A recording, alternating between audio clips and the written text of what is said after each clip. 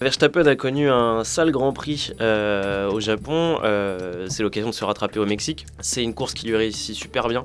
L'année dernière notamment, il avait été premier sur tous les essais libres avant de se faire chipper la pole par Ricciardo. Mais il avait effectué un super Grand Prix derrière qu'il avait remporté. Le Mexique, c'est un peu comme la course parfaite pour se relancer, surtout qu'il reste sur 2 victoires dans ce Grand Prix. Il est qu'à 9 points de Charles Leclerc au classement général.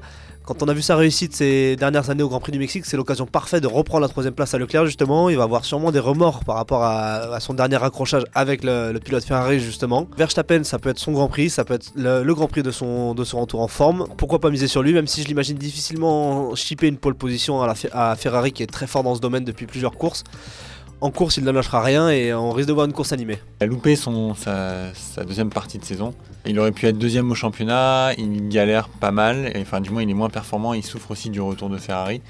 L'avantage c'est qu'au Mexique, c'est un circuit qui lui réussit bien, il a gagné en 2017, en 2018, il a toujours été performant. Le week-end dernier, il y avait cet accrochage qu'il a quand même lourdement pénalisé. C'est un circuit qui lui correspond, c'est un circuit où il peut attaquer, c'est un circuit de pilote avant tout, et de pilote agressif, donc ce qu'il est.